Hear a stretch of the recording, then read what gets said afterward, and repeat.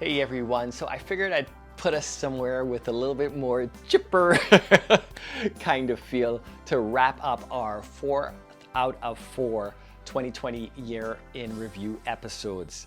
As we enter 2021, there's so much to think about, so much to look back upon from 2020. And if there's one thing we did learn this year is that there are such striking contrasts between points of view, perspectives, experiences.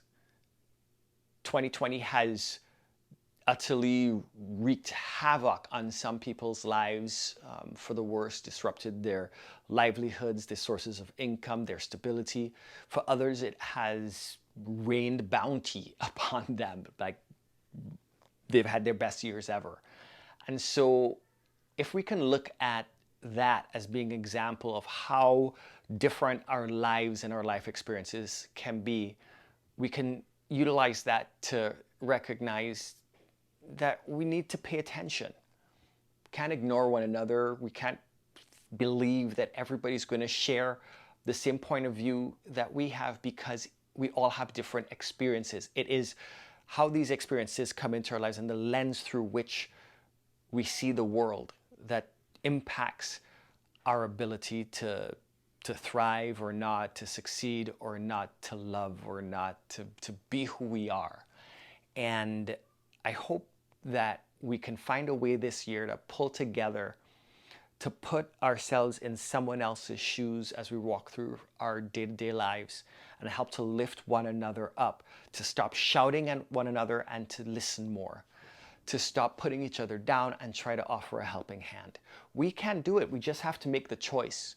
And the power is in each and every one of our hands.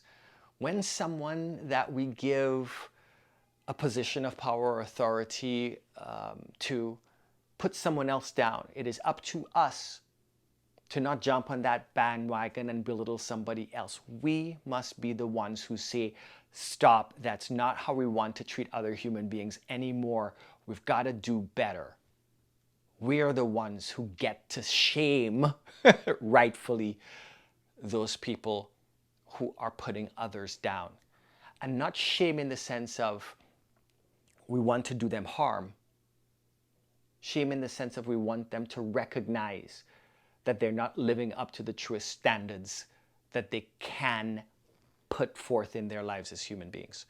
So for 2021, I wish you all the best through all these difficult times that we're experiencing right now. I wish that you find the strength, the fortitude to grow, to develop, to become better, more well-rounded, stronger, more capable. And I know it's going to be hard, but you can do it. And for everybody who's in a good place right now, I encourage you to extend a hand, forward, back, sideways, wherever, however you can do it. And take somebody else along with you. Because if we do this together, we can all have a brighter future. And in a brighter future for you, a brighter future for everyone else, we all have better lives. It is a better world.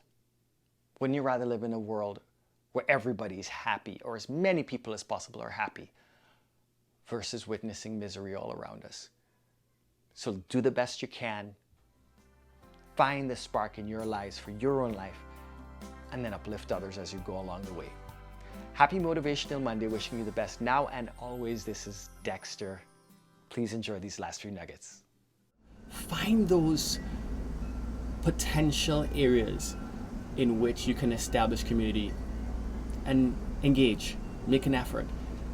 It will create an opportunity for you to expand in your life, to discover things that you never thought you may have. It doesn't mean that the experiences won't come without challenges. You may have some rough periods, rough interactions as you navigate and find the communities that actually give you what you need. But it's part of the process of learning and becoming and finding yourself, and also helping others to do the same. That there are no perfect lives, right? There are no perfect people, and that we all have challenges, and we should be there for one another, and we should recognize that we don't have to be the perfect people. Be compassionate with yourself. Forgive yourself for whatever mistakes you make. Celebrate the lessons that you encounter and turn them around into the kind of information that you can use to move toward the life that you want and the person you want to be. The more habits we form, the more autonomic or automatic these behaviors become, and the more framework we have that helps push us toward our objectives. Every day, make a plan, whether it is 5 minutes, 30 minutes, an hour, 2 hours, whatever the time is that you're going to invest in yourself, in that particular topic, in that subject, without fail. Make it a must do, so that over time you've made all these little baby steps that are pushing you toward the point at which you want to be. And just as you know, time is warping now. It's incredible. The time will pass and you'll look back and recognize that, oh my gosh, it's 6 months, it's a year, it's 2 years that I've been putting these little things in place. And then you'll understand how much those little consistent efforts contribute to you achieving these really great outcomes. Remember that adage that you hear, what doesn't kill you makes you stronger? It's true, right? If you can get back up again from whatever it is that tumbles you, that knocks you down, and you can just keep going, then you have a shot at making it to your final destination. The one thing that you cannot do ever is stop going, is give up. You've got to explore, you've got to figure things out, you've got to look. And then at some point, through trial and error, through success and through failures, you get enough information that you figure out exactly what you want to do in life. So spend time investing in determining a vision for what you want to do, where you want to be, who you want to be. And then once you figured that out, you commit to it. You be your number one fan. You be your number one believer, your truest believer. And no matter what anybody says to you, even if they are the most important person in your life, even if they're your dearest friend, family member, what have you, if they don't see your vision, it's okay. You believe it, and you give yourself over to it. It may put you down or bring you down from time to time when people don't quite understand that you're capable of doing the things that you believe you are. And you may not be that person now, but who you are now is never going to be the determinant of who you are down the road. What determines that is the decisions that you make that allow you to learn the things that are necessary to change, to adapt, to grow.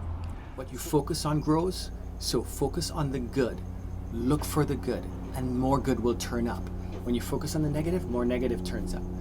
All right, so that's my challenge. Watch your brain food. Fill your mind and your heart with only those things that can make you better and improve. Why faith is such an incredible thing is because it helps your heart, your mind, your spirit to move through towards something that you haven't quite accomplished yet, or believe that a better day is possible. And those are essential to having hope, and hope is essential to putting your best foot forward. It's up to us to reframe those things that happen in ways that are beneficial to our lives.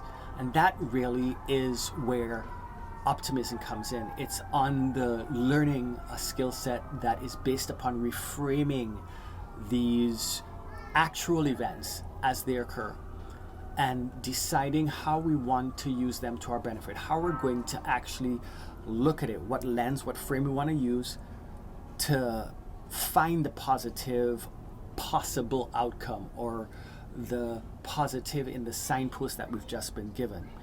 And when we do that, then we slant our trajectory in our lives toward things always moving forward toward a better ultimate outcome. And that's where we want to be. Hey, if you like any of the content that I post here, please be sure to click that little like button or the heart, and follow me on Instagram and Twitter. You can also subscribe on my YouTube channel, so like and subscribe me there too.